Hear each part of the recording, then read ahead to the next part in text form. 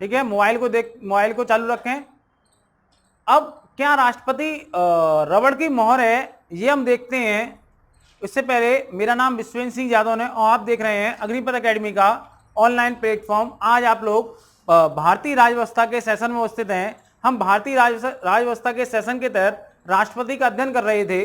राष्ट्रपति के अध्ययन में आज हम पढ़ेंगे कि क्या राष्ट्रपति रबड़ की मोहर है, क्या राष्ट्रपति रबड़ की मोहर है। अब इसका मतलब यह है कि कुछ लोग ऐसा आरोप लगाते हैं। ऐसा आरोप क्यों लगाते हैं? क्योंकि अनुच्छेद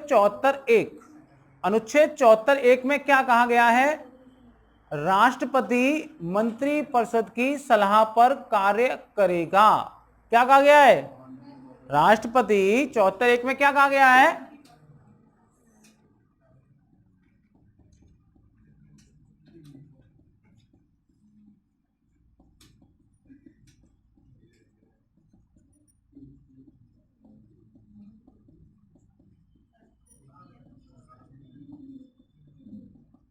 राष्ट्रपति मंत्रिपरिषद की सलाह पर कार्य करेगा। इस आधार पर लोगों ने भारत के राष्ट्रपति पर आरोप लगाया कि उसके पद पर कि यह केवल रबड़ की मोहर के समान है, केवल जो मोहर लगाता है इसकी चलती बिल्कुल नहीं है, यह उसी बैल के समान है, इसकी घर पर चलती बिल्कुल नहीं है। आप बैल समझते हो? ऐसे बैल जिनकी घर पर नहीं चलती है, नहीं जाएगा, लौकी सब्जी खा, वही वाला बैल। लेकिन ऐसा नहीं है, राष्ट्रपति को भी कुछ अधिकार दिए गए हैं। क्या दिए गए हैं? राष्ट्रपति को भी कुछ अधिकार दिए गए हैं। जैसे यदि कुछ कंडीशनें मैं आपको समझा देता हूं। जैसे अगर लोकसभा का चुनाव हो, अगर लोकसभा का चुनाव हुआ और किसी भी पार्टी को पूर्ण बहुमत नहीं मिला या चुनाव पूर्व कोई गठबंधन बनाया गया, उसको पूर्ण बहुमत नहीं मिला, जैसे आपने एनडीए सुना होगा, सुना है, यूपीए सुना होगा आपने। ये क्या है? भाजपा और कांग्रेस के राष्ट्रीय गठबंधन हैं। जब इन्हें पूर्ण बहुमत नहीं मिला तो अब राष्ट्रपति की इच्छा पर निर्भर करेगा वो किसको प्रधानमंत्री बनाने का मौका, किसी व्यक्ति को सरकार बनाने का मौका दे। अब इसमें सबसे बड़ी बात क्या है? राष्ट्रपति यह स्वविवेक से निर्धारित करेगा कि किस व्यक्ति का दावा मजबूत है। क्या है? किस व्यक्ति का दावा मजबूत है। एक तो यह कंडीशन हुई जब क्या हो? बहुमत ना हो, बहुमत ना हो। किसमें? लोकसभा में किसी पार्टी या चुनाव पूर्व गठबंधन का।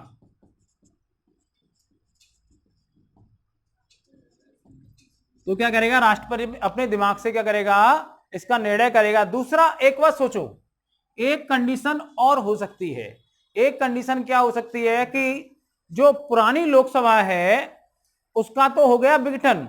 लोकसभा समझते हो आप लोग?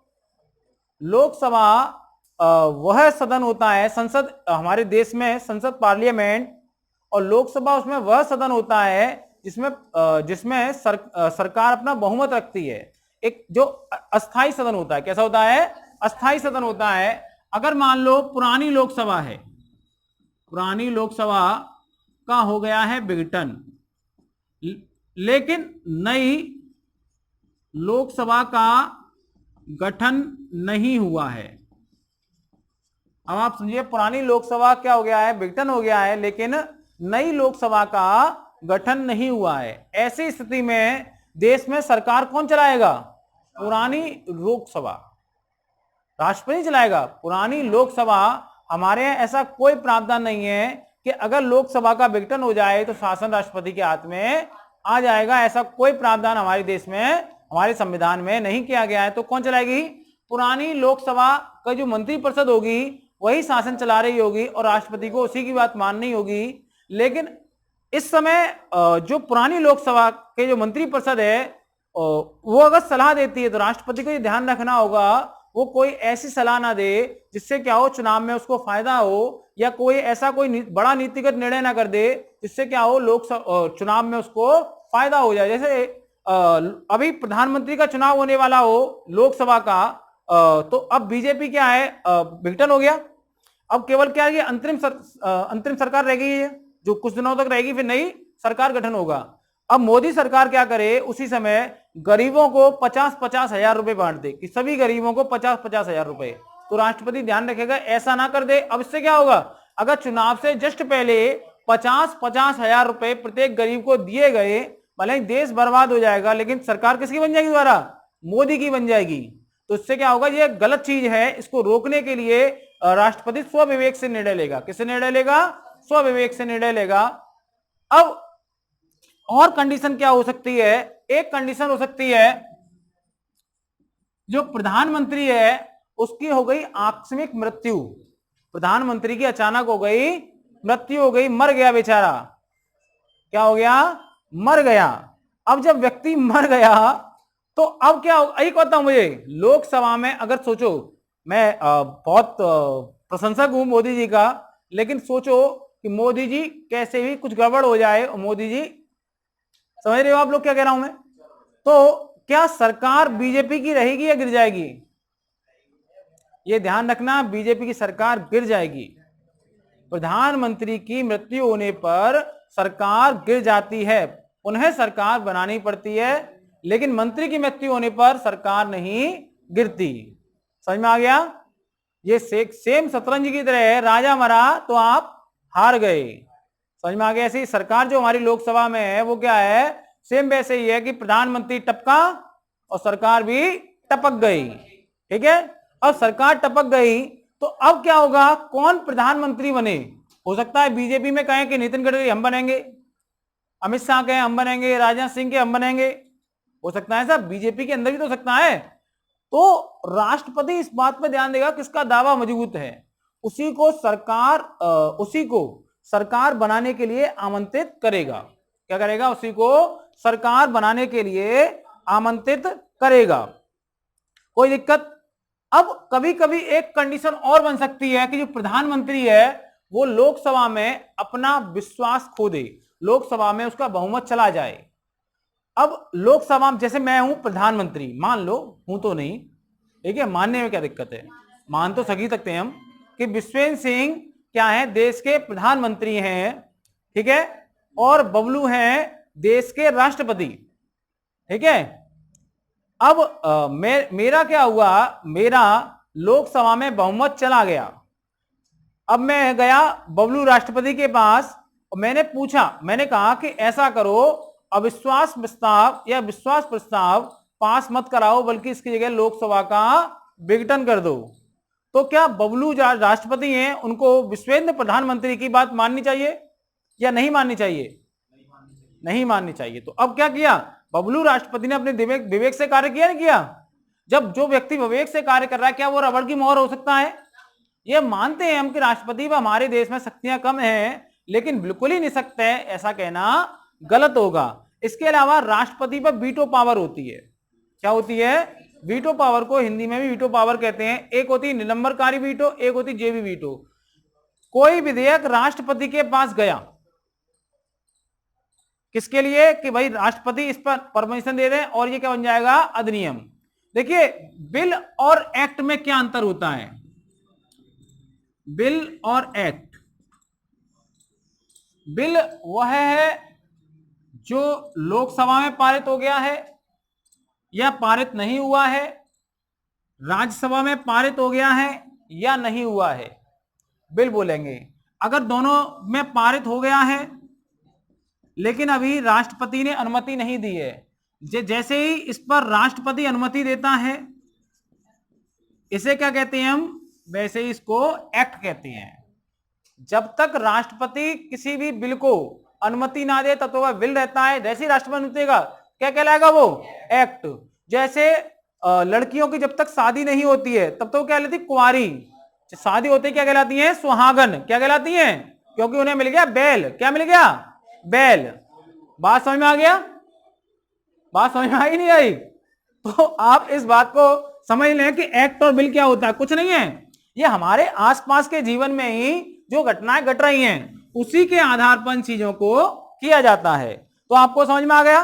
अगर आप देखें अनुच्छेद 78, क्या देखें, एक है अनुच्छेद 78, 78 में भी कुछ स्वतंत्रताएं दी गई हैं, कुछ स्वतंत्रताएं, जैसे प्रधानमंत्री राष्ट्रपति से सॉरी राष्ट्रपति प्रधानमंत्री से कह सकता है कि आपकी सरकार क्या कार्य कर रही है, हमें सूचना दो, किसी नियम के बारे में सूचना दो, तो प्रधानमंत्री को राष्ट्रपति को सूचना देनी पड़ेगी। दूसरा ऐसा भी हो सकता है कि साहब नितिन गडकरी साहब थे, उन्होंने एक बिल पेश कर दिया या कोई नियम बना दिया, कोई नियम बना दिया, रूल बना दिया किसी चीज के लिए, सड़क का काम हो रहा है, लेकिन उन्होंने ना तो मंत्रिपरिषद से पूछा ना प्रधानमंत्री से पूछा और राष्ट्रपति तक पहुंच गए। तो क्या करेंगे, राष्ट्रपति कहेंगे प्रधानमंत्री को आदेश देंगे, ए प्रधानमंत्री इधर बुड़बक ऐसा कर, ये जो बिल है, ये जो नियम है, इसको कहां कर, मंत्रिपरिषद के पास ले जा और सबकी सहमति के बाद लेकर आ। तो क्या किया उन्होंने, अपने विवेक से कार्य किया नहीं किया? किया। अगर लालू होंगे तो बुड़बक कहेंगे, अगर लालू नहीं होंगे तो बुड़बक नहीं कहेंगे। क्लियर हुआ? तो आप जानिए क्या राष्ट्रपति रबड़ की मोहर है, सलाह मानता है, ये बात मानते कमजोर है, लेकिन राष्ट्रपति रबड़ की मोहर नहीं। अब हम देखेंगे कि राष्ट्रपति का निर्वाचन की क्या पद्धति है, क्या प्रक्रिया है और राष्ट्रपति के निर्वाचन में कौन मत दे सकता है। अगर हम राष्ट्रपति के निर्वाचन के बारे में बात करें तो हमें दो अनुच्छेद पते होने चाहिए, एक तो है अनुच्छेद 54 और एक है अनुच्छेद 55। इन दोनों का पता होना आवश्यक है। अब अनुच्छेद 54 क्या कहता है और अनुच्छेद 55 क्या कहता है? अनुच्छेद 54 में क्या है, मत देने का अधिकार किसे होगा, क्या बताया गया इसमें, मत देने का अधिकार किसे होगा। और अगले इसमें बताया गया निर्वाचन की प्रक्रिया कैसी होगी, क्या बताया गया है,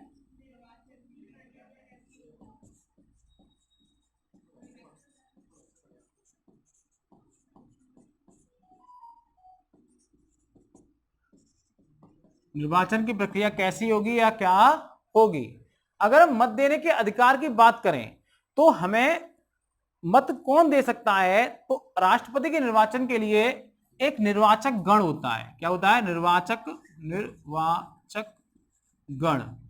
इसे इंग्लिश में कहते हैं इलेक्टोरल कॉलेज। क्या कहते हैं, इलेक्टोरल कॉलेज। लिख लो, इलेक्टोरल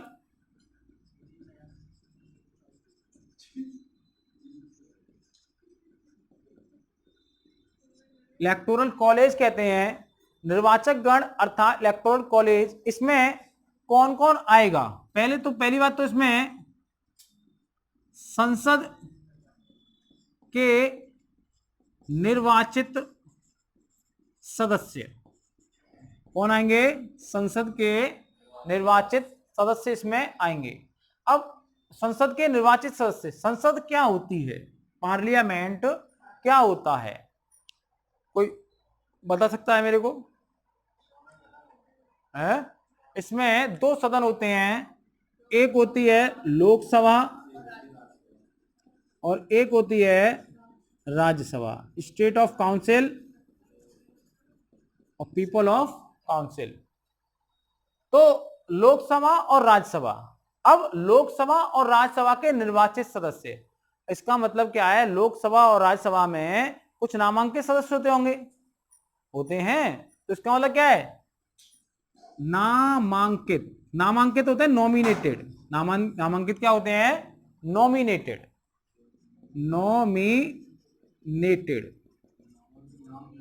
सदस्य शामिल नहीं। ये क्वेश्चन पूछ लेता है पेपर में, क्या राष्ट्रपति के निर्वाचन में नामांकित सदस्य शामिल होते हैं या नहीं। अभी आप देख नहीं रहे हैं, बाद में कहेंगे मेरे समझ में नहीं आया, अभी आपकी मुंडी पीछे है, फिर आप कहते हैं मेरी समझ में नहीं आया। ऐसी क्या इंपॉर्टेंट बात है जो इसके बीच में आप वहां करते हैं, आप मुझे बताइए। मैं आपको वीडियो में टोक रहा हूं और आप लगातार बात कर रहे हैं, यहां तक आपकी आवाज सुनाई दे रही है। मैंने कहा ये इंपॉर्टेंट बात है, इंपॉर्टेंट चीज है। अगर आपको लगता है इंपॉर्टेंट नहीं तो आप क्लास से जाओ, बाहर बैठो जाकर, उनसे कोई बात करनी है तो। यहां पर अगर आपको बैठना है, पढ़ना है, तो आप आगे देखो। आप मुंडी घुमाकर पीछे बात कर रहे हो और फिर कहते हो मैं बात नहीं करता हूं। नामांकित या नॉमिनेटेड सब शामिल नहीं, समझ में आ गया। अब दूसरा क्या है, विधानसभा। विधानसभा समझते हो, विधानसभा राज्य में होती है, किसकी होती है? राज्यों की विधानसभा। प्रत्येक राज्य में विधानसभा होगी। अब प्रत्येक राज्य में विधानसभा होगी, विधानसभा को कहते हैं लेजिस्लेटिव असेंबली। लेजिस्लेटिव असेंबली क्या कहते हैं? Legislative assembly. इसके निर्वाचित सदस्य, इसके भी क्या होंगे? निर्वाचित सदस्य। अब आप समझिए, निर्वाचित सदस्य का मतलब निर्वाचित, जो क्या कह रहा है ये? निर्वाचित, ध्यान रखना, नामांकित नहीं। अब इसमें राज्यों में एक चीज होती है, विधान परिषद। क्या होता है? विधान परिषद। इसे कहते हैं लेजिस्लेटिव काउंसिल। क्या कहते हैं? Legislative council. इसके सदस्य शामिल होंगे या नहीं होंगे? शामिल नहीं। यहां यह भी ध्यान रखना है क्या क्या शामिल नहीं है। तो संसद के लोकसभा राज्यसभा के निर्वाचित सदस्य, विधानसभा के जो राज्यों की विधानसभाएं हैं उनके निर्वाचित सदस्य शामिल होंगे। इसके अलावा दो और हैं। अब मुझे एक बात बताइए कि दो और कौन कौन सी हो सकती हैं? 70वां संविधान संशोधन 1992। क्या किया गया? 70वां सीए का मतलब है कॉन्स्टिट्यूशन अमेंडमेंट 1992। क्या किया गया? 70वां संविधान संशोधन 1992 के माध्यम से दिल्ली राष्ट्रीय राजधानी क्षेत्र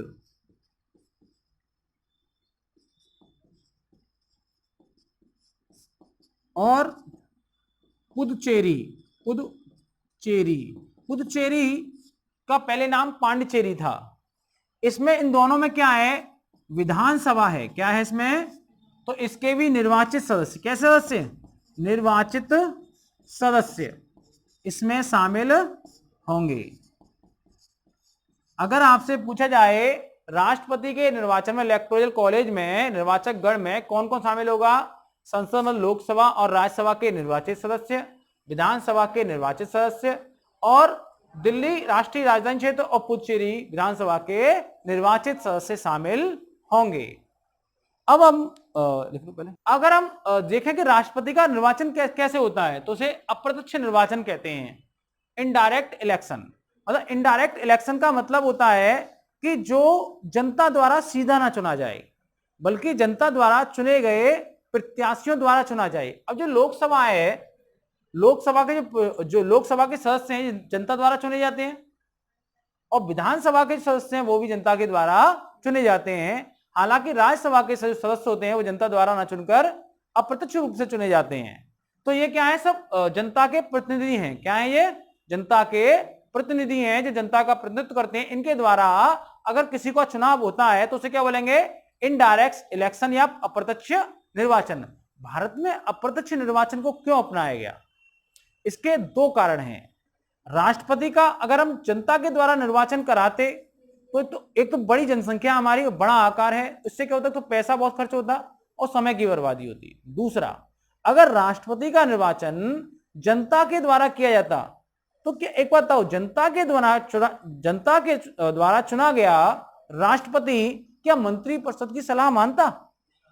क्यों मानेगा जब उसके देश ने चुना है? तो बात समझ में? जब प्रधानमंत्री जनता द्वारा चुना जाता है तो अपनी मनमानी करता नहीं करता, वो अपनी इच्छानुसार कार्य करता है। मंत्री परिषद उसके अनुसार कार्य करती है, ना कि वो मंत्री परिषद के अनुसार कार्य करता है, क्योंकि मंत्री परिषद का वो हेड होता है।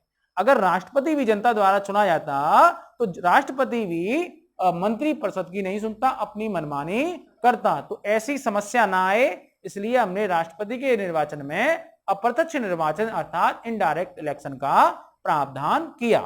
ठीक है, अब देखेंगे हम निर्वाचन की प्रक्रिया। अगर निर्वाचन की प्रक्रिया देखनी है तो हमें सबसे पहले ये समझना होगा निर्वाचन की पद्धति क्या है। पहला क्या होगा? निर्वाचन की पद्धति। अब आप मुझे सबसे पहले कमेंट करके ये बताएंगे कि निर्वाचन की कितनी पद्धतियां आपने अब तक पढ़ी हैं हमारी पिछली पॉलिटी क्लास में। अगर आपको नहीं पता हो तो एक तो आपने पढ़ी थी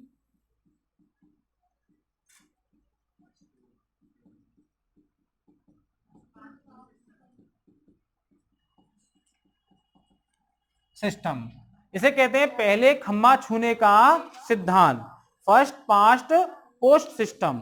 और इसके अलावा एक होती है एकल संक्रमणीय मत, एकल संक्रमणीय मत, मतलब इसे अगर आप इंग्लिश में कहें तो कह सकते हैं सिंगल ट्रांसफेरेबल बोट। क्या कहते हैं? सिंगल ट्रांसफेरेबल बोट द्वारा आनुपातिक निर्वाचन प्रणाली, आनुपातिक निर्वाचन प्रणाली, आनुपातिक निर्वाचन प्रतिनिधित्व, गलत हो गया, आनुपातिक प्रतिनिधित्व प्रणाली। तो एकल संक्रमणीय मत द्वारा आनुपातिक प्रतिनिधित्व प्रणाली, आनुपातिक प्रतिनिधित्व प्रणाली को प्रोपोर्शनल रिप्रेजेंटेटिव सिस्टम कहते हैं, पीआरएस। क्या कहते हैं इसे? पीआरएस। और इसे क्या कहते हैं? Single transferable boat, STV. क्या कहते हैं इसे? एसटीवी। तो हम कह सकते हैं कि हमारे यहां सिस्टम कैसा है? एसटीवी द्वारा पीआरएस। कोई दिक्कत इसमें? आपको दोनों हिंदी इंग्लिश दोनों समझ में आ रहा है? तो अब एक बताइए, निर्वाचन की दो पद्धतियां मैंने आपको बताई, फर्स्ट पास्ट पोस्ट सिस्टम, और एक क्या है? एकल संक्रमणीय मत द्वारा आनुपातिक प्रतिनिधित्व अर्थात सिंगल ट्रांसफरेबल बोर्ड द्वारा PRS, proportional representative system, proportional representation system. अब मुझे एक बात बताइए, पहला क्या है, दूसरा क्या है? पहला है, पहली बात तो यह बता दूं आपको मैं कि ये राष्ट्रपति के लिए नहीं अपनाई जाती है, बल्कि ये वाली अपनाई जाती है। ठीक है, इससे आपको कंफ्यूजन ना रहे। पहला है जैसे आपने किसी विधायक को चुना, ठीक है, अगर आपने विधायक को चुना, जैसे मान लो एक विधायक चुना जाना है, इसे कहते हैं एमएलए। क्या कहते हैं? MLA, member of legislative assembly, MLA कहते हैं। इसका चुनाव होता है, इसके लिए क्या हुए? A B C D E F G और एच, इतने प्रत्याशी खड़े हुए। ठीक है, मान लो शहर में 100 वोट थे। कितने वोट थे? 100 वोट थे। ठीक है, अब 100 वोट में से एफ को मिले 30 वोट। कितने मिले? 30 वोट। बाकी किसी को 1 मिला, किसी को 4 मिले, किसी को 5 मिले, मतलब सबसे अधिक वोट किसको मिले थे? एफ को मिले थे। तो एफ को क्या मान लिया जाएगा? विजेता मान लिया जाएगा। क्या मान लिया जाएगा? विजेता, मतलब विनर हो गया। अब विधायक कौन होंगे?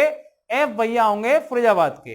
लेकिन क्या आप मुझे बताओ, ये 100 लोग हैं, क्या ये इसका प्रतिनिधित्व करता है? केवल 30% लोग ही तो इसको प्रतिनिधित्व करता है। केवल 30% लोग इसको चाहते हैं, बाकी 70% लोग इसमें जूता मारना चाहते हैं। अगर उनका बस चल जाए तो इसकी चांद तोड़ दें, वो इतना नालायक है ये। लेकिन क्या करें, है कि सिस्टम हमारे यहाँ फर्स्ट पास्ट पोस्ट सिस्टम, लेकिन हमारी जनसंख्या अधिक थी, इसलिए किसी और सिस्टम को अपना नहीं सकते थे। दूसरा जनसंख्या निरक्षर भी थी। भाई आनुपातिक एकल संक्रमणीय प्रणाली में एसटीवी पीआरएस में क्या होता है? एक क्रम चुनना होता है, उसमें नाम लिखने होते हैं, लिखना होता है। हमारे लोग नाम लिखना नहीं जानते अपना, वो उसका नाम कहां से पढ़ेंगे? तो क्या था हमारे यहां? क्या था? साइकिल बना दिया, ऐसे फूल बना दिया, ऐसे हाथ बना दिया, ऐसे। तो लोग इसके आधार पर, कला पर ना जाएं। मैं भी पुरा पाषाण काल का हूं, जब ऐसे कर कला बनाई जाती थी। ये मानव था पुराने जमाने का। ऐसे हमारी गुफाओं में कला मिली हुई है, तो मैं उसी समय का हूं, तो मेरी कला तो ऐसी ही है। आप समझे कि फूल, हाथ, और क्या क्या कहा जाता है? फूल को वोट दें, फूल को वोट दें, फूल के चिन्ह को वोट दें देखकर। क्यों? क्योंकि हमारे यहाँ लोग अभी भी गलतियां कर देते हैं, निरक्षर हैं, उतनी शिक्षा नहीं है। तो ये इसलिए ये सिस्टम अपनाया गया विधायिका के लिए। लेकिन राष्ट्रपति के लिए ऐसा सिस्टम ना अपनाकर एसटीवी पीआरएस सिस्टम अपनाया गया है। इसमें फायदा क्या होता है? इसमें अधिकतम लोगों द्वारा चुना गया व्यक्ति ही जीता हुआ माना जाता है। मतलब इसमें कोटा होता है। क्या होता है? कोटा। कोटा को हिंदी में भी कोटा कहते हैं, इंग्लिश में भी कोटा कहते हैं। QUATO होता है, QUOTA ऐसे होगा। कोटा होता है। अब हमारे राष्ट्रपति के संबंध में कोटा 50% से अधिक रखा गया है। कितना रखा गया है? जिस व्यक्ति को 50% से अधिक, मतलब अगर 100 वोट हैं, कितने वोट हैं? 100 वोट हैं, तो राष्ट्रपति को जीतने के लिए 51 वोट चाहिए ही चाहिए। कितने चाहिए? जीतने के लिए 51 वोट चाहिए 50% से एक अधिक होना चाहिए, 50% से अधिक वोट चाहिए ही चाहिए। ये भारत के संबंध में अलग अलग देशों में अलग अलग इसका कोटा रखा है, किसी 60% है, कहीं 70% है, कहीं 75% है। हमारे क्या है? 50% से एक अधिक रखा गया है। अगर वैल्यू ऑफ वोट्स में देखें तो सेंट्रल और केंद्र, सेंट्रल और क्या होता है? स्टेट। सेंट्रल को केंद्र कहते हैं और सेंट्रल स्टेट के बीच जो मतों का विभाजन है, मतों का विभाजन है पूर्ण समानता के आधार पर। कैसा होना चाहिए? पूर्ण समानता के आधार पर। ये क्या होता है? वैल्यू ऑफ वोट्स का क्या है? ये प्रिंसिपल है। क्या है? प्रिंसिपल है, सिद्धांत है। पूर्ण समानता के आधार पर होना चाहिए। इसका मतलब क्या है? Central state. आप मुझे बताइए, सेंट्रल क्या होता है? संसद। संसद कहां होती है? केंद्र में। और विधानसभा क्या होती है? स्टेट में। तो जो संसद के मतों का जो मूल्य है, मतों का मूल्य बराबर किसके होना चाहिए? राज्यों की सभी विधानसभाओं के मतों के मूल्य के बराबर, समझ में आ गया? संसद के मतों का मूल्य, संसद क्या होती है? लोकसभा विधानसभा दोनों सदन संसद में पाए जाते हैं, और राज्यों की विधानसभाओं के मूल्यों के वोट के बराबर होना चाहिए। दूसरा प्रिंसिपल, पहला प्रिंसिपल ये हो गया। दूसरा प्रिंसिपल कहता है कि सभी राज्यों के बीच भी समानता होनी चाहिए। क्या होनी चाहिए? सभी राज्यों के बीच भी समानता होनी चाहिए। मतलब कहने का मतलब यह है कि तो संसद के मतों का मूल्य और सभी राज्यों की विधानसभाओं के मतों का मूल्य बराबर होना चाहिए। दूसरा, सभी राज्यों के बीच की समानता है, मतलब हर राज्य में एक निश्चित नियम के अनुसार के देने चाहिए कि इस राज्य के मतों का मूल्य इतना है। क्यों? क्योंकि इतनी जनसंख्या है। इस राज्य के मूल्य का मत अधिक है क्योंकि इसकी इतनी जनसंख्या है। इसका मतलब सेम सिद्धांत अपनाना चाहिए, यानी कि यूपी को ज्यादा दे दिया, एमपी को कम दे दिया, ऐसे पूर्ण समानता। क्या होनी चाहिए? पूर्ण समानता के आधार पर दोनों के मतों का मूल्य देना चाहिए। अब आप समझे मतों का मूल्य क्या होता है? मतों का मूल्य क्या होता है? मतों का मूल्य क्यों निकालते हैं? जब हम फर्स्ट पास्ट पोस्ट सिस्टम करते हैं तो उसमें मतों का मूल्य कभी नहीं निकालते, बल्कि हम एक वोट देने का, हमारा एक वोट का एक वैल्यू। लेकिन राष्ट्रपति के संबंध में जब निर्वाचन करने आते हैं सांसद और विधायक, तो वैसा नहीं होता है। इसका कारण क्या है? इसका कारण यह है कि जो संसद है उसमें सदस्य कम हैं और सभी राज्यों की विधानसभा में सदस्य अधिक हैं। तो हम चाहते हैं कि जितनी संसद की ताकत है उतनी राज्यों की ताकत भी बनी रहे। तो हम क्या करते हैं? एक पर्सन को एक वोट ना मानकर उसके मतों का मूल्य बना देते हैं कि एक विधायक जो है वो 2 मत के बराबर है या 3 मत के बराबर है, और एक सांसद जो है वो 10 मत के बराबर है। बात समझ में आ गया? और जो एक विधायक 2 मत के बराबर, तो सभी राज्यों में एक विधायक 2 मत के बराबर ही माना जाएगा, चाहे वो किसी भी राज्य का हो, छोटे राज्य का हो, चाहे वो है बड़े राज्य का हो। देखिए, अगर हम अब राष्ट्रपति के चरण अर्थात स्टेप ऑफ प्रेसिडेंट मतलब इलेक्शन, अगर इसके निर्वाचन के चरण देखें तो पहले चरण में क्या करते हैं? हम सबसे पहले विधानसभा के जो इलेक्टेड मेंबर हैं की वैल्यू निकालते हैं। सबसे पहले क्या निकालते हैं? विधानसभा के इलेक्टेड मेंबर की वैल्यू निकालते हैं। इसके लिए एक फॉर्मूला दिया गया है, एक मत का मूल्य, एक मत की वैल्यू, एक वोट की वैल्यू क्या होगी? राज्य की जनसंख्या, पूरे राज्य की जनसंख्या अपॉन राज्य की विधानसभा में इलेक्टेड एमएलए की संख्या गुणा 1000। अगर आपको नहीं समझ में आ रहा हो तो हम एक उदाहरण देकर समझाते हैं आपको। यह है आपका केजरीवाल का गांव दिल्ली। क्या है ये? केजरीवाल का गांव। यहाँ की जो जनसंख्या है 1 2 3 4 5 इतनी है, कितनी हो गई है? 70 लाख हो गई, देख लो। और यहां पर एमएलए कितने हैं? विधानसभा के सदस्य कितने हैं? 70। कंफर्म है? यहाँ की विधानसभा है, क्या है यहाँ पर? विधानसभा। और इस विधानसभा में कितने सदस्य हैं? 70 सदस्य हैं। कितने सदस्य हैं? 70। अब गुणा कर दिया हमने 1000 का। कितना का? 1000 का। तो 1 2 3 4, 1 2 3 4, तो कितना आया? एक मत का मूल्य आया 100। कितना आया? 100। 7 का भाग कर देंगे बेटा। क्या कर रहे हो बेटा? 7 का भाग कर देंगे। 100 कितना आया? एक मत का मूल्य कितना आया? 100। तो 70 मतों का मूल्य कितना हो जाएगा? 70 मतों का मूल्य कितना हो जाएगा? 100 गुणा 70 कितना हो गया? 7000। तो दिल्ली की विधानसभा के मतों का मूल्य कितना हो गया? 7000। एक मत का मूल्य कितना हो गया? 100। कितना हो गया? 100। अब यहां पर एक चीज देखिए, राज्य की जनसंख्या। राज्य की जनसंख्या, समस्या क्या थी? हमारे यहाँ जो भारत है, एक तो है उत्तर भारत, एक है दक्षिण भारत। वैसे तो उत्तर पूर्व भारत भी है और पूर्वी भारत भी है, लेकिन उत्तर भारत और दक्षिण भारत को देखा गया तो उत्तर भारत में लाइट बहुत जाती है। मतलब 1971 के आसपास और लगभग 2000 से पहले तक लाइट बहुत जा रही थी। लाइट जाने से क्या हो रहे थे कि लोगों पर काम नहीं था। काम नहीं था तो क्या कर रहे थे? वो बच्चे पैदा कर रहे थे। क्या कर रहे थे? वो बच्चे पैदा कर रहे थे लाइट जाने से।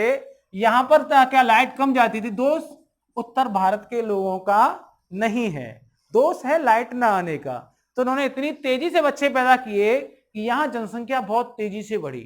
और दक्षिण भारत में बच्चे कम पैदा हो रहे थे, यहां पर जनसंख्या बहुत धीमी गति से बढ़ रही थी। ऐसे में समस्या क्या आई? यहां बच्चे पैदा कर रहे हैं, ये देश का विकास कर रहे हैं, यहां तेजी से क्या हो रहा था? व्यापार। व्यापार बारिश चल रहा था तेजी से, बहुत तेजी से माल आयात निर्यात होता था। ये क्या कर रहे थे? देश की तरक्की कर रहे थे और ये देश की जनसंख्या बढ़ा रहे थे।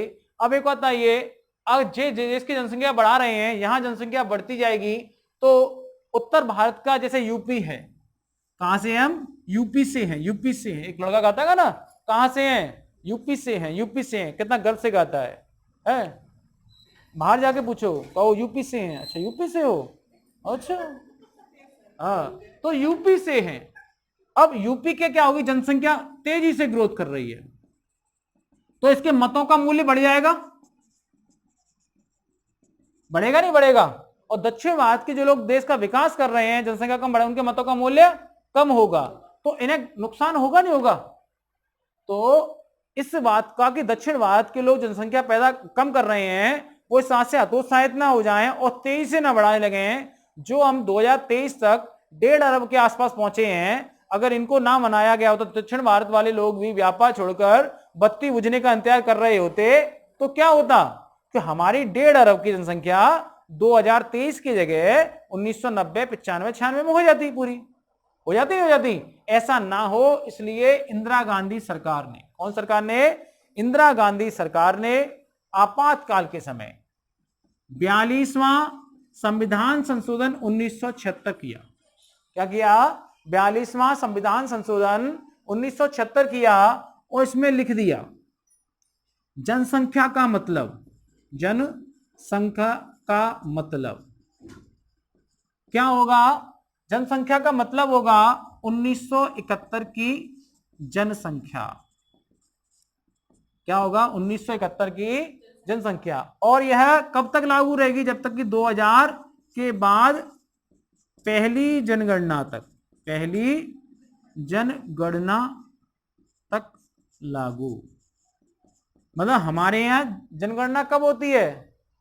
हमारे यहां जनगणना हमेशा एक में होती है, जैसे 1991 में, 2001 में, समझ में आ गया? 2021 में है, 2011 में भी इनमें होती है। 2023 चल रही है, 2021 में जनगणना होनी थी, अब तक सरकार ने आंकड़े प्रस्तुत नहीं किए हैं। लेकिन भाई देश है, नहीं हुए तो नहीं हुए, तभी तो 2011 की जनगणना से ही क्वेश्चन पूछे जा रहे हैं। लेकिन जनगणना हो चुकी है, आंकड़े भी कुछ समय में आ जाएंगे। तो 2000 के बाद, लेकिन यूपी वाले सुधरने वाले कहां थे? 2000 में भी यूपी वाले सुधरे नहीं, उत्तर भारत वाले सुधरे नहीं, और तेजी से बच्चे पैदा करते रहे, तेजी से तेजी से तेजी से। तो क्या किया फिर? एक बार संविधान संशोधन और किया, 84वां। कौन सा किया? 84वां संविधान संशोधन और किया, और इसमें लिख दिया कि यह 2023 तक के बाद, तो 2026 के बाद तक लागू, 2026 तक लागू रहेगी। मतलब अब 1931 जनगणना तक कब तक मानी जाएगी? 2026 तक मानी जाएगी। और जिस तेजी से उत्तर भारत की जनसंख्या बढ़ रही है, मुझे पूरी उम्मीद है 2026 के जब 2026 आएगा तब लिख दिया जाएगा कि 2030 तक या 2036 तक यही जनगणना लागू रहेगी 1971 की। समझ में आ गई बात? तो अब हमने आपको ये समझा दिया। अब देखिए पहला चरण हुआ, और पहले चरण में हमने क्या देखा कि हम एक मत का मूल्य, विधानसभा के एक सदस्य के एक मत का मूल्य कैसे निकालते हैं। जब हम ऐसे सभी राज्यों के मतों का मूल्य, एक मत का मूल्य निकाल लेंगे, फिर क्या करेंगे? इनको सबको जोड़ देंगे। क्या करेंगे? जोड़ देंगे। जोड़ने का मतलब सभी राज्यों की विधानसभा, सभी राज्यों की विधानसभा के निर्वाचित सदस्य आएंगे, प्लस कौन आएगा? यूटी की विधानसभा के सदस्यों, समझ में आया? के सदस्यों की वोटिंग की वैल्यू क्या करेंगे? कि वोटिंग की, मतों का, सदस्यों के मतों का मूल्य। ठीक। अब आप देखिए कि इनमें क्या करेंगे? सबके सदस्यों का मूल्य निकालेंगे। जैसे दिल्ली का कितना निकला था? दिल्ली का निकला था आपका से मान लें 700, मान लें दिल्ली का 7,000 निकला था, दिल्ली का 7,000 निकला था। अब जैसे गुजरात का मान लें हम कि गुजरात का 10,000 निकला, मान लिया हमने, ठीक है। तो क्या करेंगे? अरे 10,000 कर लो, ठीक है, 10,000 कर लिया। अब क्या करेंगे हम? 10,000, मतलब 10,000। अब क्या करेंगे? ऐसे गुजरात को जोड़ लेंगे, फिर राजस्थान का मतों का मूल्य निकाल के जोड़ लेंगे, फिर क्या करेंगे? जोड़ते जाएंगे राज्यों का। राज्य कितने हमारे यहाँ? 28 राज्य हैं। कितने राज्य हैं? 28 स्टेट है। सबके मतों का मूल्य निकाल कर, जो हमने पीछे बताया, निकाल लेंगे। ऐसे दिल्ली का, ऐसे पुदुचेरी का जोड़कर टोटल निकाल लेंगे। क्या निकाल लेंगे फिर हम? इसका टोटल। समझ में आ गया? जो आपका टोटल निकलेगा, टोटल वैल्यू ऑफ वोट, क्या करेंगे इसे? Total value of vote. क्या बोल सकते हैं? Total VALU of vote. Total value of vote निकल आया। अगला स्टेप हमारा क्या होगा? ये हमने निकाल लिया। अब तीसरा स्टेप होगा संसद के सदस्यों के मतों का मूल्य। क्या निकालेंगे अब इसके बाद? संसद के सदस्यों के मतों का मूल्य, वैल्यू ऑफ वोट, किसकी? पार्लियामेंट की। अब संसद के सदस्यों के मतों का मूल्य निकालने के लिए हम क्या करते हैं?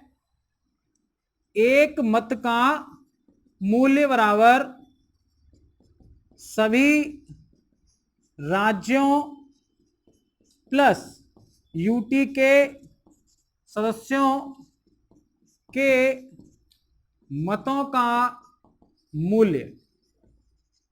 ठीक है, ये हमने कहां निकाला था? ये निकाला टोटल वैल्यू ऑफ वोट्स, ये अपॉन संसद के सदस्यों की संख्या, संसद के निर्वाचित, कैसे? निर्वाचित सदस्यों की संख्या। बात समझ में आ गई या नहीं आई? है? नहीं आई? हमने क्या किया? एक हमें संसद के एक सदस्य का मूल्य, वोट का मूल्य निकालना है, तो हमने जोड़े थे सारे, वो रख दिया यहां पर। टोटल वैल्यू ऑफ किसकी? विधानसभा और यूटी के सदस्यों का मूल्य अपॉन संसद के निर्वाचित सदस्य। संसद में क्या होती है? लोकसभा होती है, और क्या होती है? राज्यसभा होती है। लोकसभा में कितने सदस्य हैं बबलू? 543। कितने हैं? राज्यसभा में कितने हैं? 250। कितने हैं? 250। अब 250 और 45 को जोड़कर यहां रख देंगे, ठीक है। अगर हम कैलकुलेशन को सरल करना चाहते हैं तो मान लो टोटल वैल्यू ऑफ वोट्स, क्या टोटल वैल्यू ऑफ वोट्स मान लो 6000 निकला। कितना निकला? 6000 मान लिया है, निकलेगा नहीं। कितना निकला? 6000 निकला। और हमने संसद के जो निर्वाचित सदस्य हैं इनकी संख्या कितनी मान ली हमने? 1000 मान ली। वैसे कितनी होती है? 543 प्लस 250 होती है। मान लिया है हमने क्योंकि कैलकुलेशन हमारी सरल हो जाएगी। तो क्या करेंगे, ये कट जाएगा तो एक मत का मूल्य कितना निकलेगा? 60 निकलेगा। हाँ सॉरी, 60,000 कर लो। अब तो निकलेगा 6, बहुत कम हो जाएगा यार। कितना निकलेगा? 60,000 अपॉन 1000, 60। कितना निकलेगा? 60 निकलेगा। कितना निकलेगा? 60 निकलेगा, ठीक है। अब इसमें हमने क्या क्या किया? पहले हमने विधानसभा के सदस्यों के एक मत का मूल्य निकाला, फिर हमने सारी विधानसभाएं और यूटी की विधानसभाओं का टोटल वैल्यू निकाल ली, फिर हमने संसद के एक सदस्य के मत का मूल्य निकाला। एक इसमें क्या किया? सभी राज्यों प्लस यूटी के सदस्यों के मतों का मूल्य अपॉन संसद के निर्वाचित सदस्यों का मूल्य, ये निकल आया। अगला स्टेप देखते हैं अब हम देखेंगे चरण 4। चरण 4 में क्या होगा? नॉमिनेशन। नॉमिनेशन मतलब, नॉमिनेशन का मतलब क्या होता है? रजिस्ट्रेशन कराना, कहीं पर नामांकन कराना या रजिस्ट्रेशन कराना। अब कौन कौन राष्ट्रपति के चुनाव पर खड़ा होना चाहता है वो भरेंगे अपना पर्चा।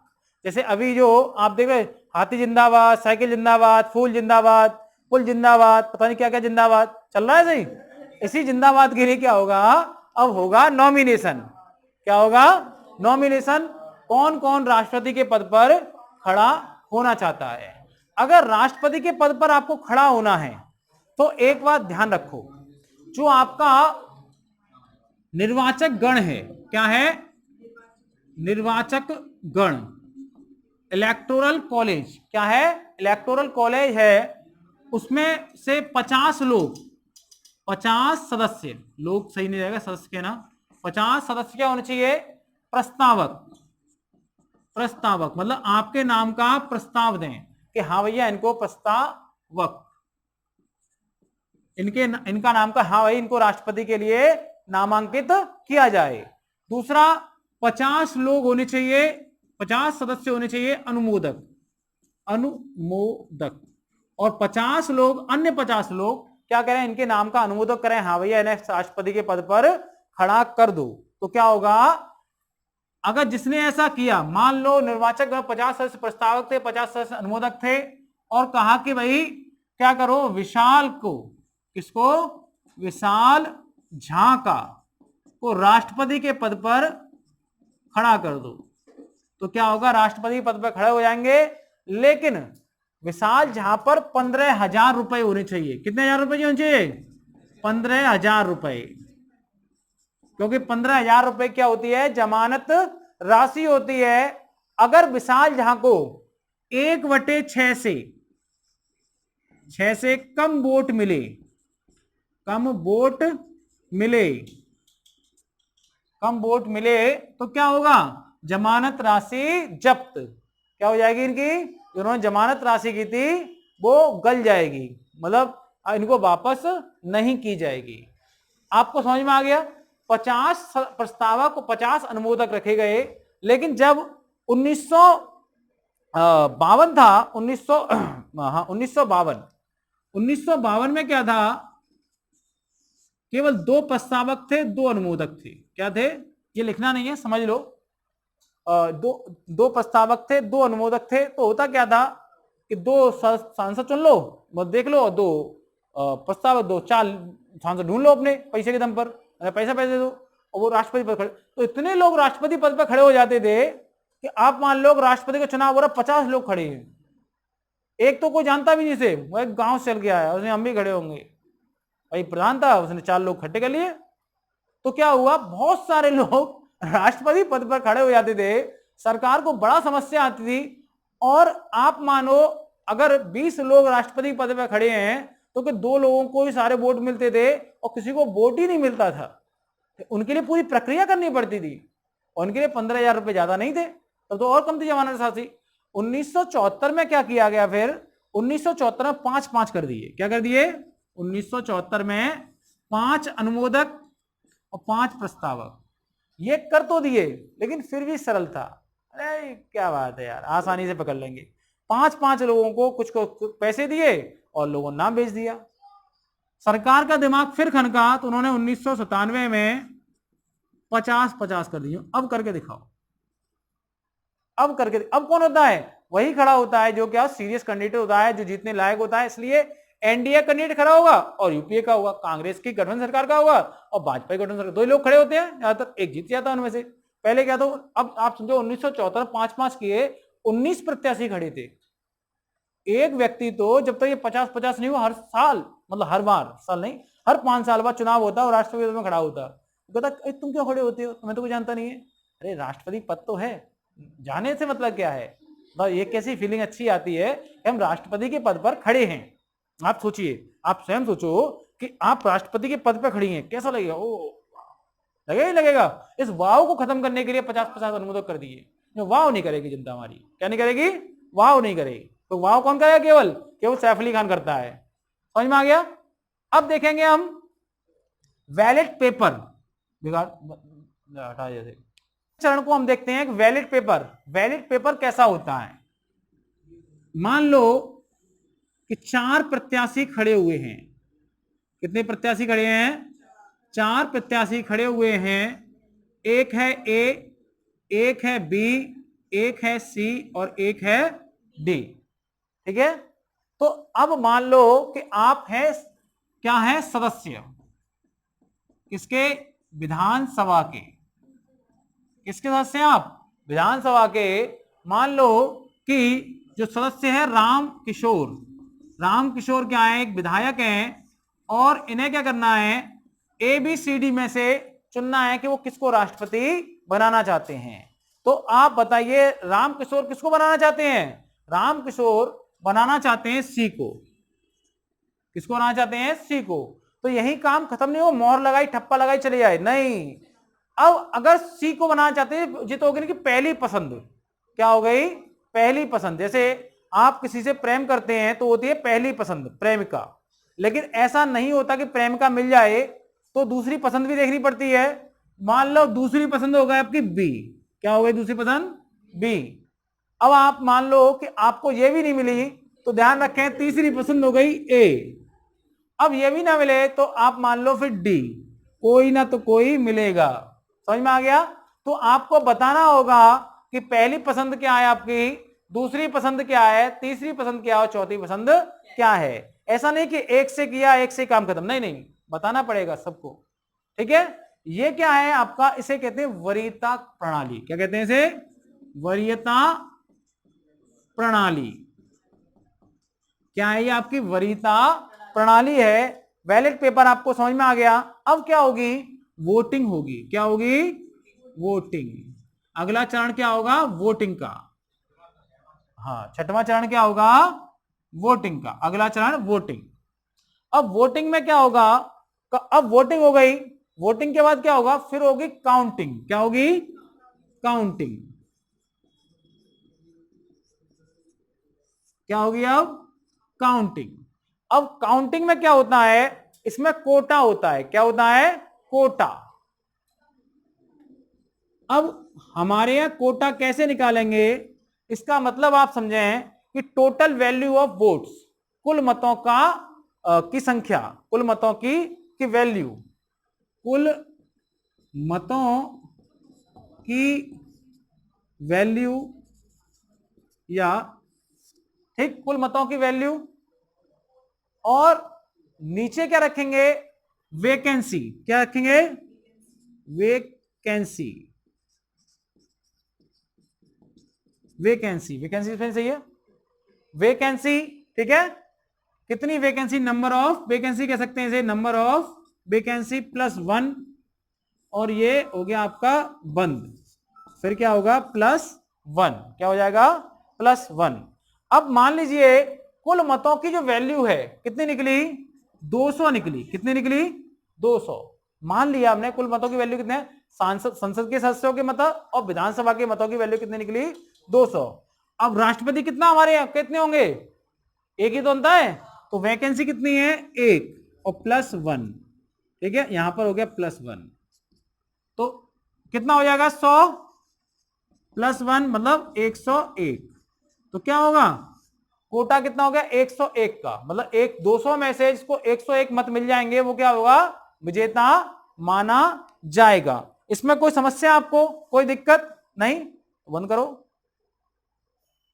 अब देखते हैं फर्स्ट काउंटिंग, सेकंड काउंटिंग और थर्ड काउंटिंग। फर्स्ट काउंटिंग में क्या हुआ? ए को 40 वोट मिले थे, बी को 60 वोट मिले थे और डी को 10 वोट मिले थे और सी को 90 वोट मिले थे। अब इसमें सबसे अधिक वोट तो सी को मिले, 90 मिले हैं, लेकिन किसी को भी जो हमारा कोटा है 101 वो प्राप्त नहीं हुआ है, क्योंकि टोटल वोट की वैल्यू 200 है। तो अब हम क्या करेंगे? जिसमें जो सबसे कम होंगे इसके वोट उसको हटा देंगे। तो हम डी के क्या है, 10 वोट हैं, तो हमने डी को हटा दिया। डी को हटा दिया तो डी के बाद देखा कि डी ने दूसरे नंबर पर किस किस को रखा था। 10 लोगों ने जो डी को प्राप्त हुए उसने दूसरे नंबर पर किन को रखा था?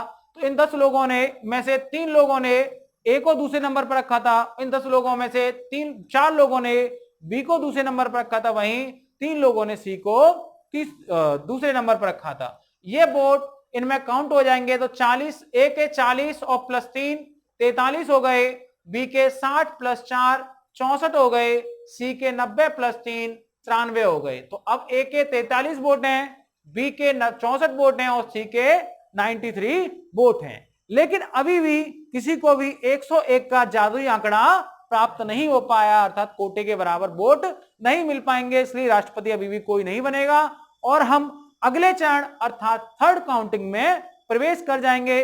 थर्ड काउंटिंग में प्रवेश करते समय हम ये देखेंगे कि सबसे कम वोट एबीसी में किसको मिले हैं। तो हम देखते हैं कि 43 वोट सबसे कम हैं जो ए को मिले हैं। अब हम ये देखेंगे इन 43 लोगों ने दूसरी वरीयता पर कितने लोगों ने बी को रखा और कितने लोगों ने सी को रखा।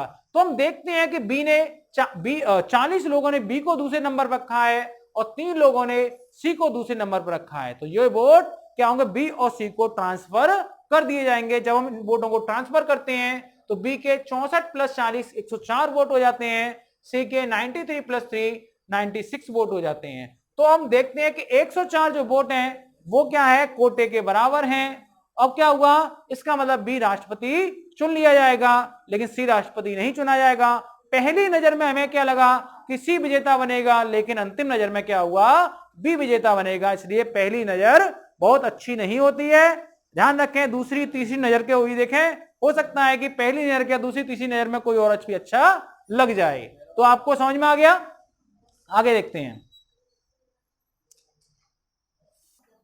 अब देखते हैं हम eligibility for contesting president election, अर्थात राष्ट्रपति के पद की योग्यताएं।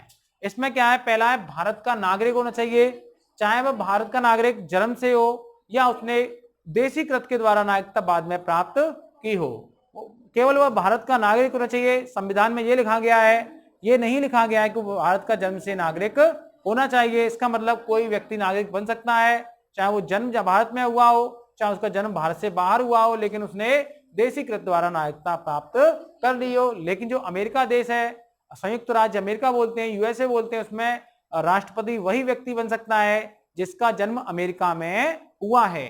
अगला देखते हैं 35 वर्ष की आयु पूरी कर चुका हो। इसको समझाने में खुद बहुत कोई बात नहीं है। लोकसभा का सदस्य बनने की योग्यता रखता हो।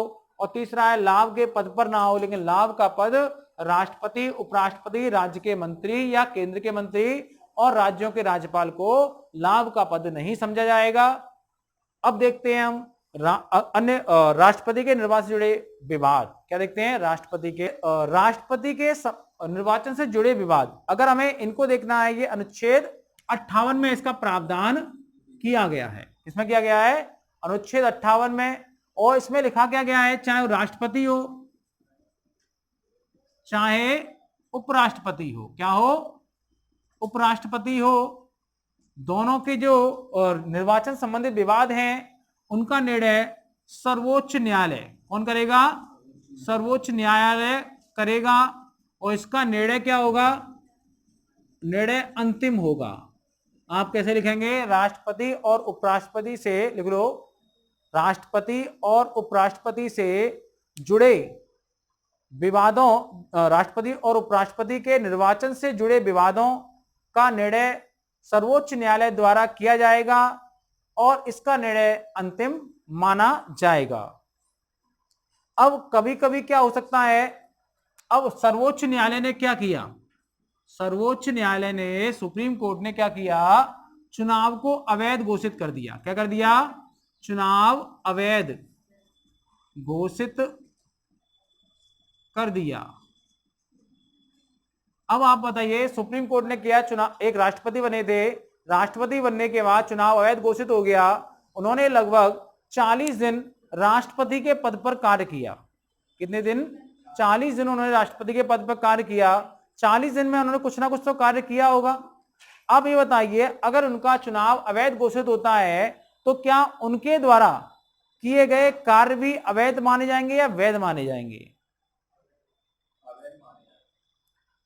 तो अगर चुनाव अवैध घोषित किया गया तो किए गए कार्य क्या होंगे, किए गए कार्य अवैध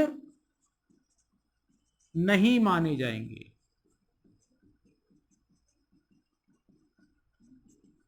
क्या, कार्यकाल के समय, कार्यकाल के समय, समझ में आ गया भाई। कोई राष्ट्रपति था, उसका चुनाव अवैध घोषित कर दिया, लेकिन उसने अपने जो 40 दिन का कार्यकाल था उसमें जो उसने कार्य किए वो अवैध नहीं माने जाएंगे। कोई दिक्कत इसमें? अब इसमें ही दो बातें और लिख दी गई हैं अनुच्छेद 58 में। अनुच्छेद 58 में एक तो लिख दिया है, संसद विधि बना सकती है, इसके बाद राष्ट्रपति